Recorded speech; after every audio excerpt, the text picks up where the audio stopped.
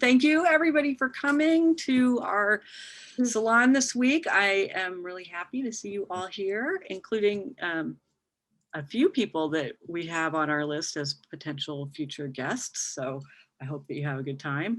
And the idea behind these salons came up last year when we were adapting as everyone has had to do to the new situation with the pandemic. And we were looking for ways to, create kind of a pathway for people to have some connections with each other and conversations that were a little more meaty than just a hi, how are you via email or whatever. So we've done them for a year and we've had some really wonderful guests and wonderful conversations. And I'm delighted that Robert Earl Price has agreed to join us today to talk about some poems and allow us all to talk about how his poems affect us and what they bring up in us. And that isn't coming in the middle of a month of literary salons. So next week, we will be joined by James Allen Hall from the O'Neill Literary House, and he's gonna talk also about poetry, about Louise Gluck, who is the the American Poet Laureate. And then the week after that, we will have a writer and performer from Baltimore named Tracy Williams, who's going to talk about reading and writing diversity. And then we have other wonderful plans for the whole month of April and more coming in May and June. So keep your eye out for what's coming up. And let me make my sort of obligatory little pitch that if you like what RiverArts does and you want us to be able to keep doing it, please, consider supporting us with a donation. We are, like all nonprofits, struggling to survive this very odd period of time. And we're trying to carry out our mission in ways that, reach as many of the people in our community as we can in as many ways as we can. So I hope that you're happy with what we're doing, and we are hoping that people will support us in continuing to do that.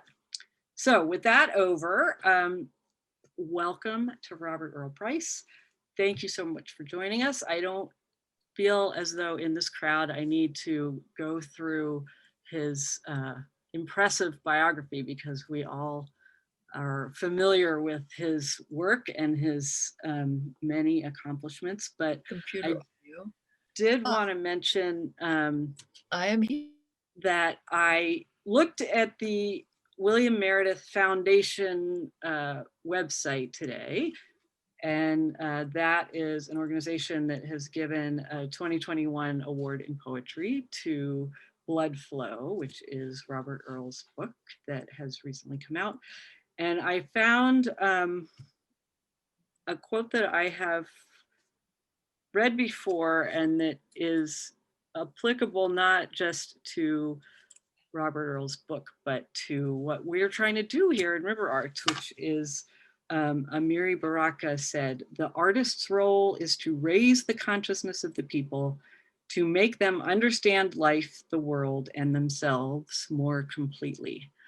And that is a much more elegant way of saying what I often say, which is that one of the reasons to have art and the reasons that we have a kind of a compulsion to create and also experience art is because it both evokes and expresses the emotions that we are feeling and want to convey about whatever is happening or whatever situation we find ourselves in. And so I think with that, I want to not take up any more time, and I want to turn it over to Robert Earl. And please, please feel free to speak up and participate. We want this to be a lively conversation. Okay, good evening, afternoon. I thought I would read one poem We could talk about it if you like, or would you like me to read both of the poems together? Doesn't matter. Maybe I would vote for one at a time, I guess. Okay. Then maybe I'll read the poem without very much introduction, and then we can talk about it in any manner you like. Although I'm really interested, first of all, is what did you feel? That's my question for the day to everybody. What did you feel? Okay, so I'm going to read the poem, then I'll get back to you. Okay. Okay.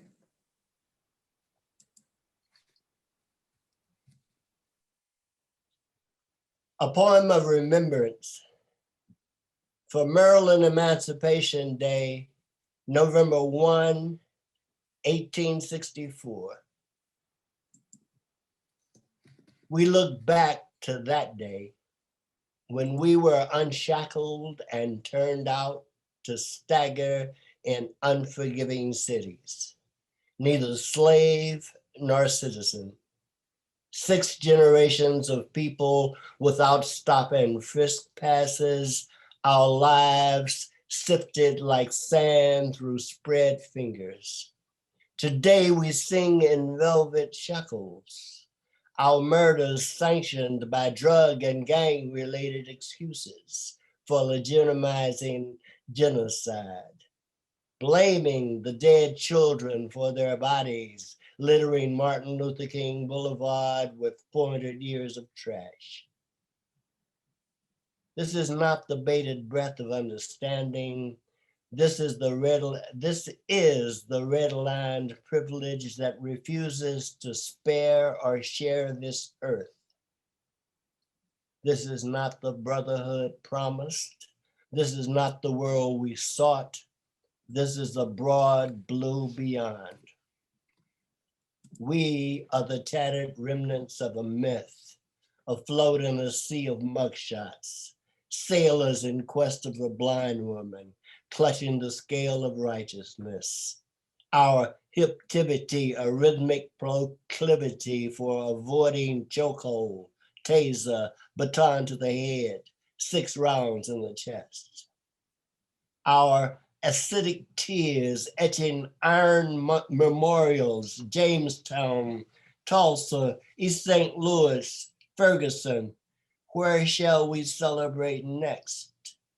Heidi ho, doo-wop, hip hop, vocalizing, greasy lip, rationalizing, sensationalizing the headlines, repackaging our past as creative nonfiction, redacting history with fuzzy science, our raised voices shown in replay, our sacred praise songs drained of meaning and sold, weary of white papers and leery of commissions charged with studying the obvious, wary of feigned pretense by those who didn't see a thing, didn't hear a thing, didn't say a thing, never knew, never suspected that our burdened backs underpin the world.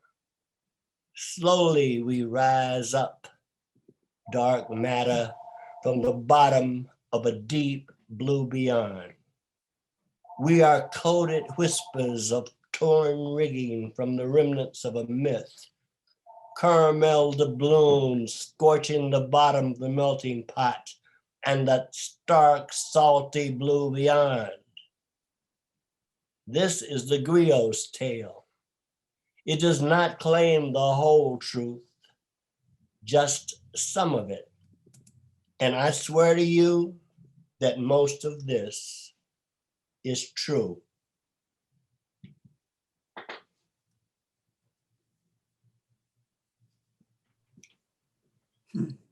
Thank you. So that poem was written in, I guess, 2014 when Chestertown and the state of Maryland was celebrating Emancipation Day. And I was going, wait a minute, Lincoln did that a year and a half before that. What happened? Then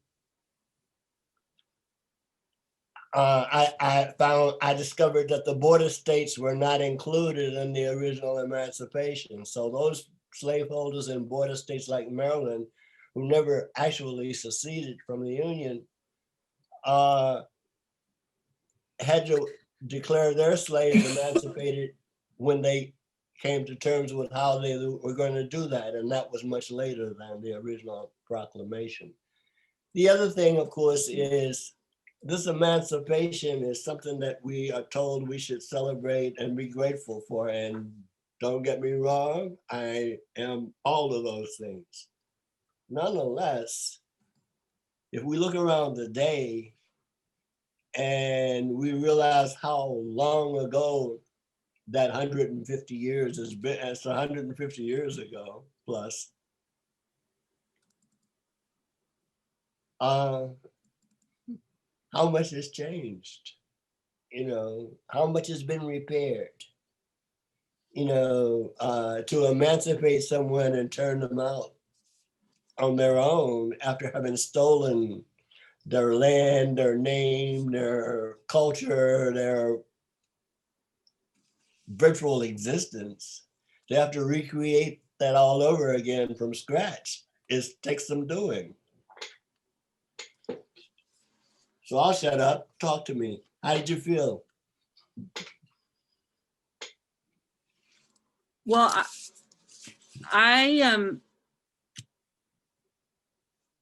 so Jamie Raskin, when his son died at the end of, I guess it was on New Year's Eve, he wrote a beautiful essay. And one of the things he said, and I'm not going to quote it perfectly, was that his son lived as though the truth were true. And I love that phrase. And one of the things that I found myself feeling as I was listening to that poem, which I didn't understand at first, was a little bit of a sense of relief, which I think is from hearing the truth out loud, instead of, you know, the layers of obfuscation that we often have on top of those pieces of history that you were just talking about.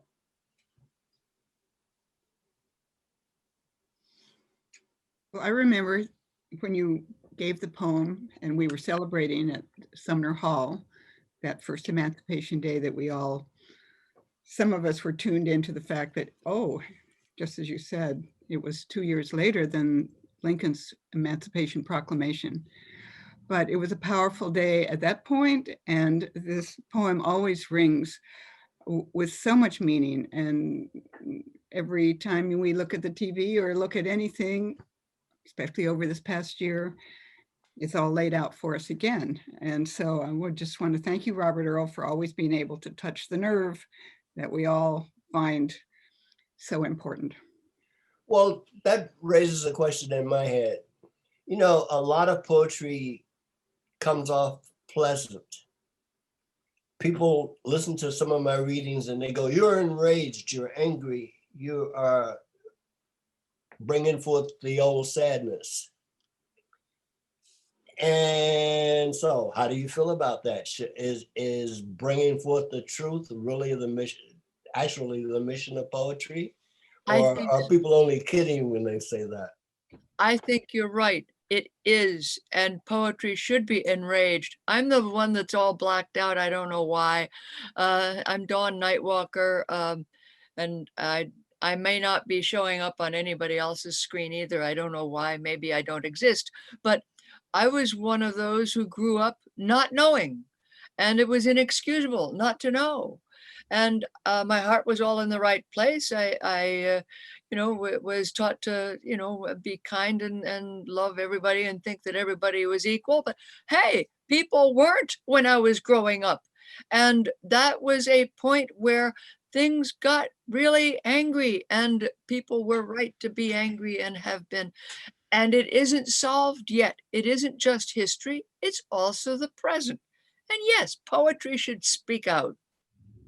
That's what I think. Thank you. I agree. Now you all hate me. It's okay. Not in the least. I was surprised. I realized that as I was listening, I remembered that the poem had to have been written in 2014 because it didn't go past Ferguson. And include the names of cities that could have been included were it written today. Yes, well, I could have eliminated those two and found dozens of others. I mean, it's not for lack of atrocity, it's for lack of reporting the atrocities. I mean, usually, unless we see George Floyd or someone's mother is brave enough to display an Emmett Till's rotting body, then we aren't aroused enough by the atrocity itself to say or do much about it. And definitely it's easily forgotten. And I think part of the poet's job is memory, is to remind us, is to preserve a memory. Octavia Paz, I quote this to everybody I run into, but it's the Octavia Paz quote that goes, "Poetry is the struggle of memory against forgetting." And in a lot of ways, I believe that. I believe that the poets operate, on an emotional level in helping us remember what has occurred. Often when the historians go right by it. Can I say something? Okay, it's Carol. Hi, Carol. Hi. I just find I've been hearing you for years now and come to your poetry readings, but I think it's very courageous of you to write this real, raw, reality-based poetry, because history is repeating itself. And those of us that didn't live through the Emancipation Proclamation and that part of history wouldn't understand that this is happening again. And so the fact that you go back and then you come forward and you relate the past to the present, that to me is the most powerful thing when I read this book. That's what it did. It brought the past into the present, and it made me just stop dead in my tracks and say, oh my gosh, this is happening all over again. When there's times where I think we've made progress, and then I read your poetry and smack it, we haven't made that much progress. But thank you for writing it. Thank you. Carol, to build on what you said, I feel like when I was growing up, if I heard this poem, I would have been sad. And now when I see the connections from then and now and things that I missed even when I was younger, my first gut impulse, instead of being sad, is to be mad. Like, I'm angry that we're still talking about the same things all these years later and over, and it just seems like an endless loop. And I'm still sad at the atrocities, but now I'm angry too. And I think that your poetry, girl, helps us, like Carol said, see the patterns and see what's right in front of us, and makes it laid out, like Mariah said, it's nice to hear the truth for a change for us.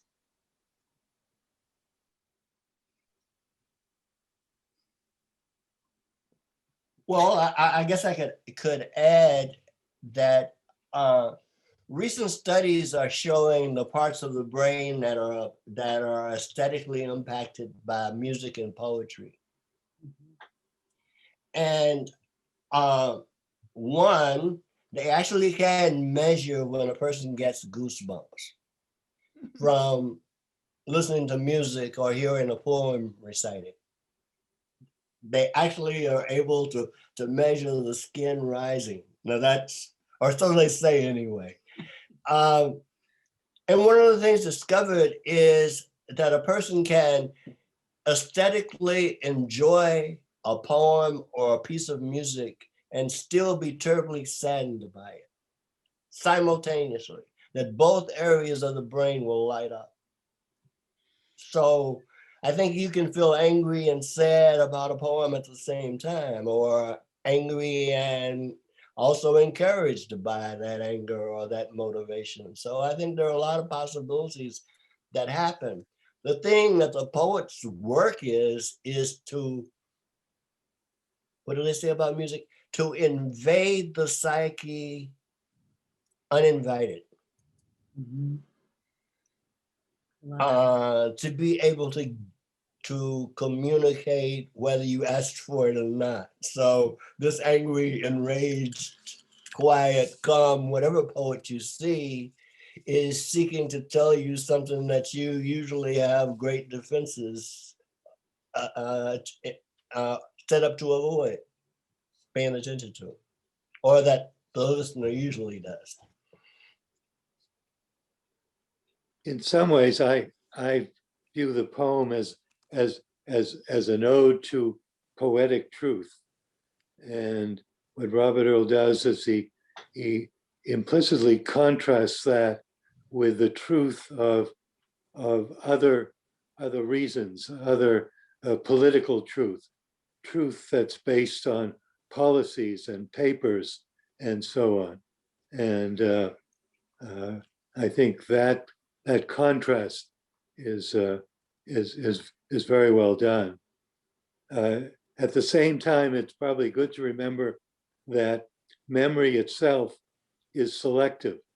And we live in a time now when a significant portion of the population, with their own selective memory, selects portion of our history that could be put in poetic terms.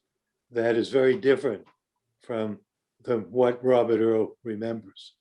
And part of our struggle is the struggle between different interpretations of our past. And many of us thought we were past, and we're not. And that's what's so frustrating and damaging, in a sense, to all of us. Well, and thank you, Stan. You know, another thing that crosses my mind is it's like they tell poets to shut up and dribble. And if they don't read in a certain confined sort of way, pick their subject matter and limit it to certain categories, then they're automatically outsiders, outside the spectrum, off the curve, or one of those things. And therefore, you know, I think a poem read from the back of a truck in the street is much more effective than one hidden in a library on a bookshelf. It's a dead thing there. It has no life. It has no interaction with anyone else. And it really takes an effort on someone's part to go to the library and find this thing and look it up. The poetry that's alive and speaks to the people, the recitations, those things that diminish are those things that I call back. Those are the things that cut through the logic and touch the soul the way music does. It's a visceral effect that the poet is seeking. And he's doing that with mnemonic effects. He's doing that with selections of syllables and the arrangements of language. Mm-hmm. But And isn't that why we love and appreciate and adore rap? Yeah. Well, And it's done from the back of a truck. It's got everything. It reaches everybody. I think that it's really so powerful. It's also, a great news source. I mean, if you look at the 6 o'clock news and you listen to the top 10 rap records, you're probably just as well informed about the state of affairs in the world.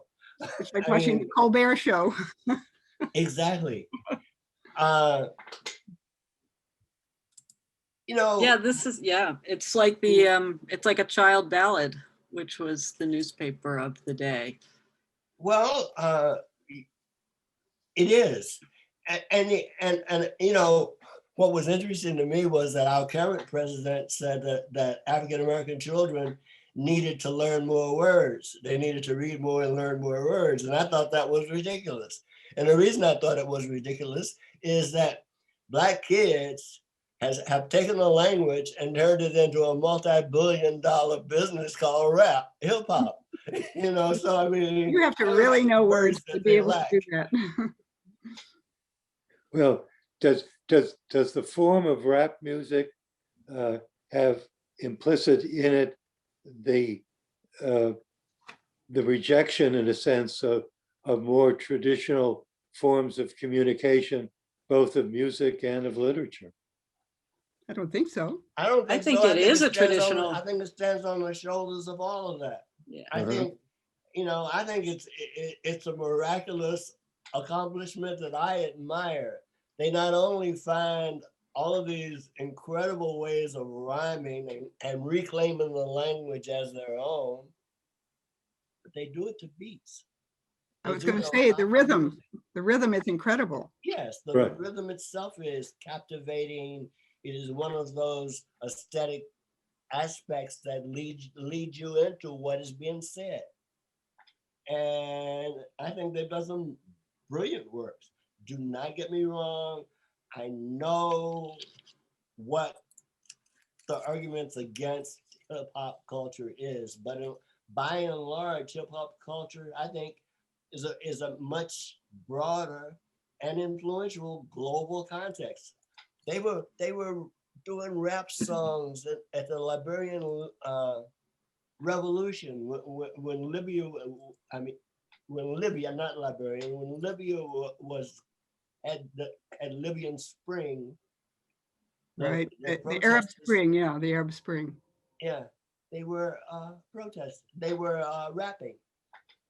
They were rapping. Become the international. It's become the global way to communicate. Yeah. Right, but does that itself push more traditional or historic ways of communicating in literary form and poetic form somewhat to the side?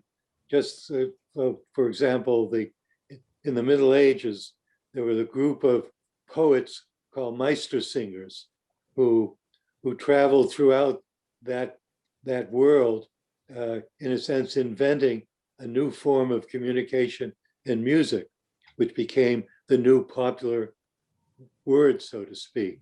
So the question to you, Robert Earl, would you be more popular today if you had expressed your poetry in rap form? Well, popularity is not what motivates me, so I don't know, and I never really considered whether I would be more popular.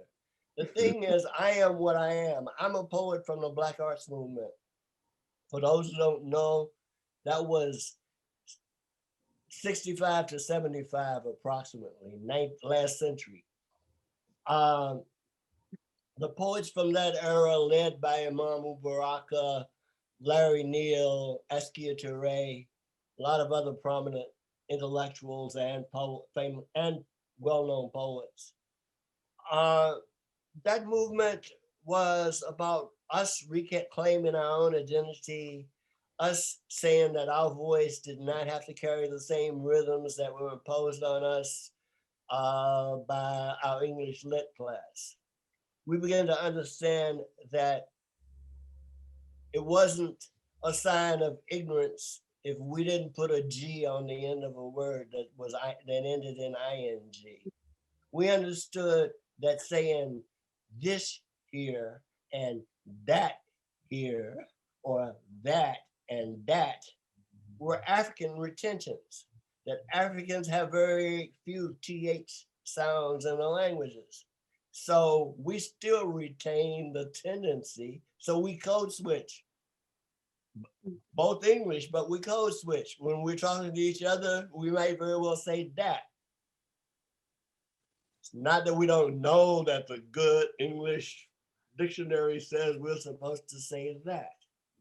It's just a matter of the way the language is being used and applied. And I think Black people have found great and beautiful ways of adapting it to their own use. And I think all of this stands on the shoulder. If there had been no Black arts movement, there would not be hip hop. That's what I think, Stan. Bebop. So it's already 5:30 and I think that we have another poem. Yeah, maybe I should read it. Yeah. Yeah, I think we should get to it. Yeah. Although we could talk about this one for the whole 45 minutes, maybe. Well, let's we do should. the other one. Let me read Have the other another one. I like to read. Those questions, okay. If I can find it.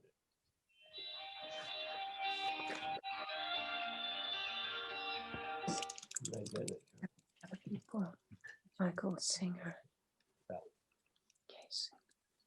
Now, if you press on that. Okay. This is called Celebrating Juneteenth at Sumner Hall.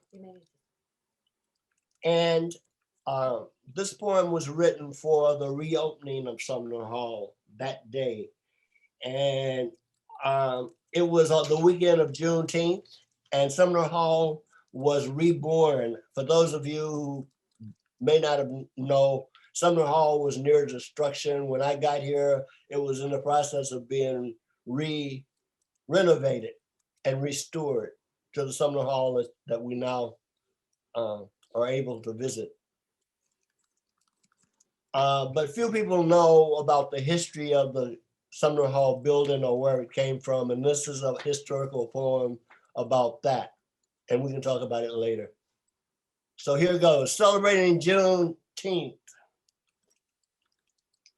at Sumner Hall.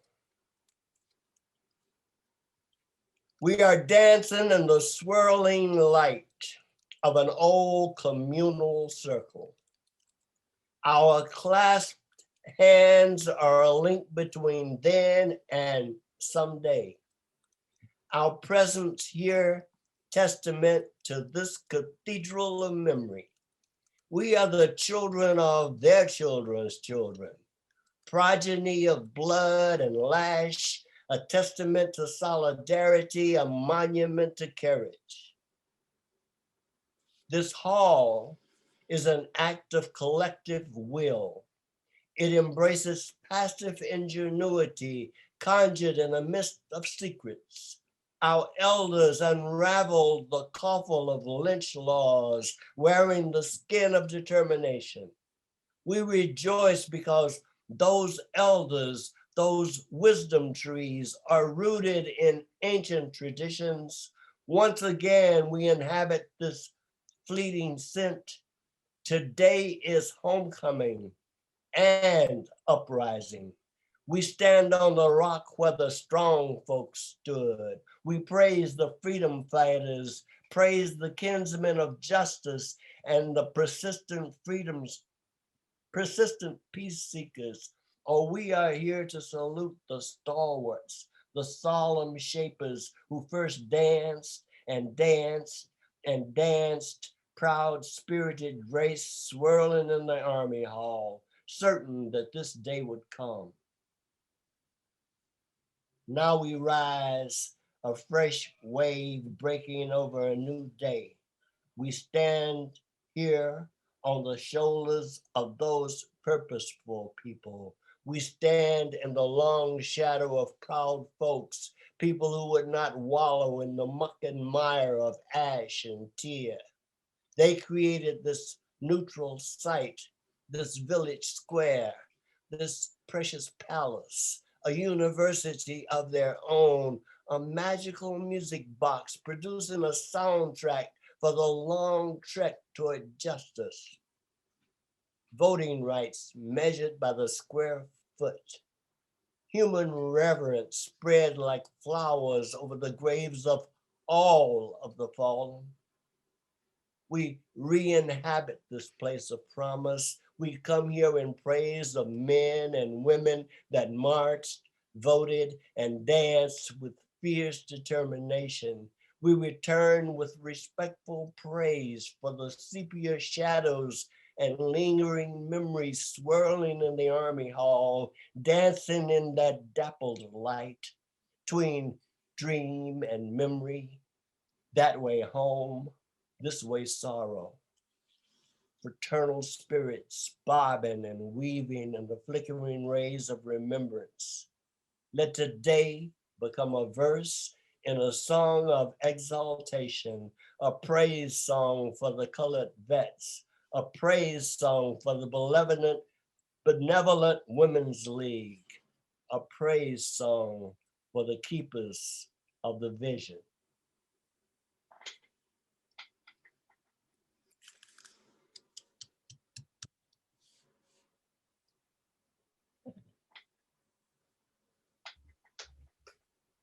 Well, I'll start off by saying, of course, I remember that day and I appreciate your beautiful memory. It awakens another memory for me and for all of us. I was going to say, you mentioned Goosebumps, and I got them right about the time you got to Magical Music Box. Something about that phrase and where you went from there. It painted a picture for me. I did not live in Chestertown at that time, and I was not there that day, but I can close my eyes and picture it, and I can then picture how it relates to the history that's gone before and things that have happened since. It's powerful images. Thank you. Yeah, I remember that building, Sumner Hall, what's now Sumner Hall, you know, when it was covered in vines and you wouldn't even recognize it as a building that could be habitable. I remember walking by it, you know, from my childhood up till when I, you know, moved out of the area, and to come back and to see it be this absolutely beautiful place. And then to hear those words that are so evocative of what it looks like now and the vision that it sort of holds now, but also what it used to be, both in my memory, but before that, when it was, you know, also a place that was full of life and activity and human beings. Right, It's there are people striking. who live here who had wedding receptions in the very same building. Reverend Walker being one of those people. Her wedding reception was held in that building. There are people who remember the old bands who showed up there, including where's Leslie? The Sweethearts of Rhythm. Yes, the Sweethearts of Rhythm. Sweethearts of Rhythm appeared there, and we know it for sure, and all of you do know who that is, right? Big band, all-girl big band out of Piney Woods, Mississippi orphanage, but became a huge hit all around the world. And they appeared there, and a description, a little essay was written by Armand Fletcher's mother, who was a young woman at the time. She wasn't allowed to go to the show, but she watched the bus pull up and watched the band get off, all these glamorous women. And then for our jazz festival, we showed the documentary. I think some of you saw that already about the Sweethearts of Rhythm. So to me, that's one of the real highlights of memory. There's another line of memory that doesn't directly relate to Sumner Hall in the poem that I wanted to point out. It says voting rights by the square foot. And there's the story of James Jones in Chestertown, who supposedly, in order to vote at that time in Kent County, one had to be a property owner. So James Jones had a lot on Cannon Street, and he sold a coalition of men 1 square foot for $8. But that made all 50 of them property owners. And so all 50 of them became voters. So it's voting rights, you know, measured by the square foot is a line in the poem. I saw that line, and we're going to have to do it again, I think. Yes, it looks that way, doesn't it? So there are things about Chestertown and interwoven into the poem out of that kind of remembrance.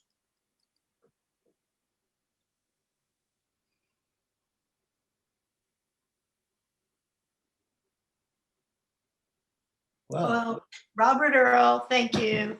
You really do bring the language alive and share this really powerful history. And I'm thinking about how moved I was with a lot of the imagery, and saddened and angered, and my soul is touched. And as I'm learning, excuse me, I'm verklempt. As I'm learning, and it's good to see you again, and it's even more important to hear the language, reading through the poems.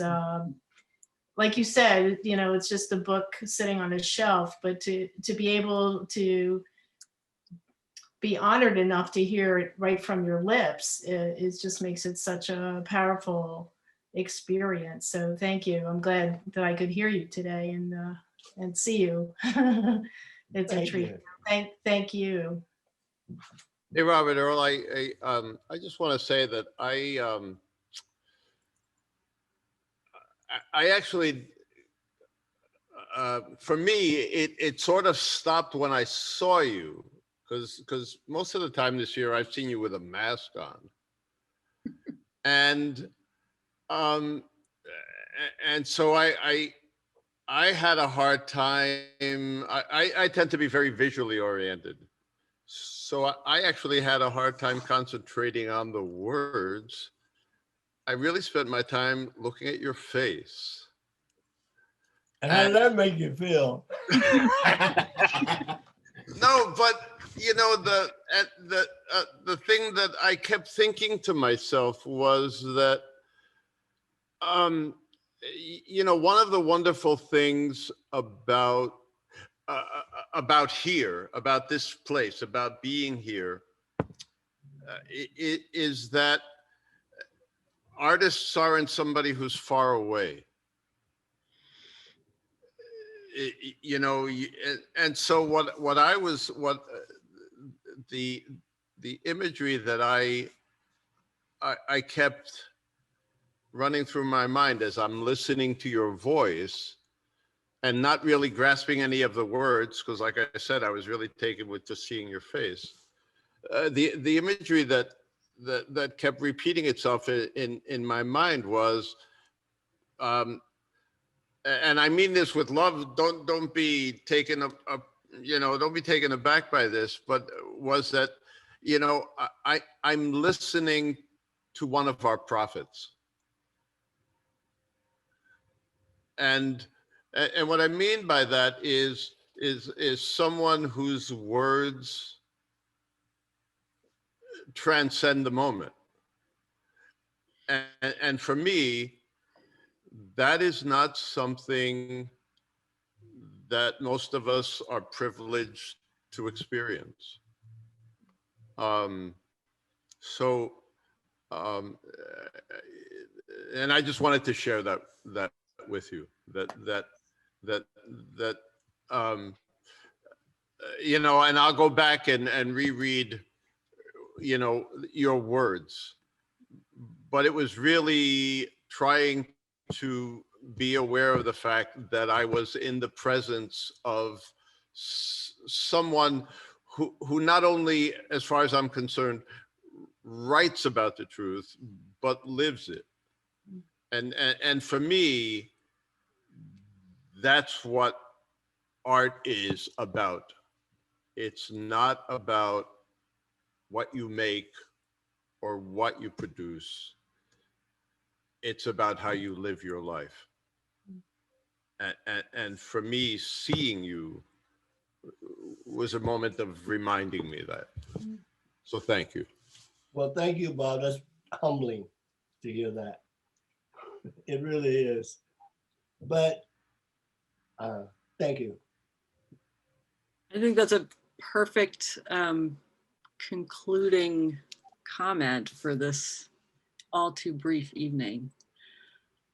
Bob, I appreciated that comment, because honestly, I was almost doing the opposite. In order to concentrate on the words and really soak in the poetry, I almost closed my eyes. And I'm now wishing that I had been paying more attention to Robert Earl's face while he was reading, because as Marianne said, I mean, what an amazing opportunity for us to actually get to hear him and see him read his work, and then just, like you said, see him without a mask. So thank you all so much for joining us tonight. Robert Earl, thank you for being here. It's truly a joy. The time goes by way too fast, and we always like to end with a toast. And earlier today, when I was reading a little bit more about your book, I came across a line from, I think it's in your intro to Blood Flow, and I want to make a toast to the single tribe of humans. And I thought that was, you know, let's all get back to that place, or if we ever never were in that place, let's get to that place. I feel very inspired and really appreciative of the fact that you've been here tonight and you've shared this truth with all of us. And thank you all for conversing. A lot of times we have a guest, and Mariah and I really try to keep things moving, but tonight's been lovely to hear everybody jump in on the discussion. So, and to Robert Earl, Thank cheers, you. and to that Thank single you. tribe of humans. To that single tribe of humans. Thank you all so Thank much. you. Thank Thank you. very much. you. And thank you, sir. Thank you. Good evening.